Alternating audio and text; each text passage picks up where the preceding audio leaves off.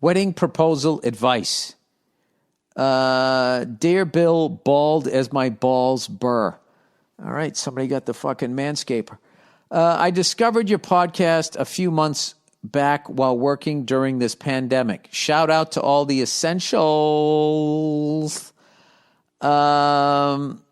And I can't tell you how much I've been addicted. Oh, that's great. Thank you. I regularly tune in Mondays and Thursdays and look forward every week, and am currently listening to earlier podcasts from this year, pre-COVID shitstorm. Anyway, I'm a 24-year-old dude, and I've been with my girlfriend for a couple of years now and have been thinking a lot lately about popping the question.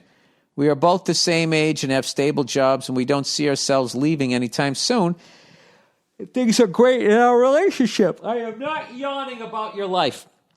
Just yawning. All right. I was interested in how your proposal to the lovely Nia went and how you knew it was the right time and if you were nervous. I knew it was the right time because she was going to fucking leave me if I didn't. I strung her along as long as I could. I was terrified. I totally loved her and I wanted to be with her, but I was scared. Was I nervous? I absolutely was nervous. I'm having trouble thinking of how I should propose to her, but I know I want to. I also know she's everything I want, that she's definitely what's best for me. That's great. You discovered it really young. And she has my best interests in mind. Thanks for whatever advice you can lend, and also thanks for doing the podcast. Good shit. Lots of love from New England, and I hope your family is safe during these times. Go fuck yourself. Yeah, I don't know. Throughout the years with the internet and the cell phone cameras, like people really think they got to do like this big giant fucking thing. I did not do a big giant thing. Because I know if I tried to fucking plan anything, she would have figured it out. So I went the opposite way.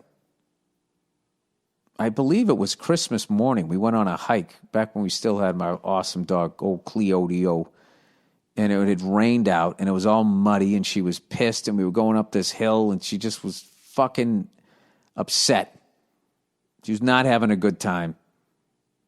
And I had no plan. I just knew I was going to ask her on the hike, and then we just came to this rock that had this, it just was overlooking downtown LA, and I just told her to sit down for a second. I acted like I was having trouble with the dog and asked her if she could reach into my pocket, my jacket pocket, and she pulled it out, and it was a little Tiffany box or whatever.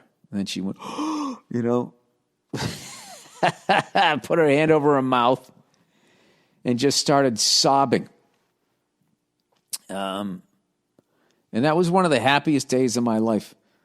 Not only because I did it and I felt great and I knew it was right and I knew it was the right decision, but also when when you're an asshole like me and your woman is always mad at you, I just knew for the rest of the day she was going to be in a good mood.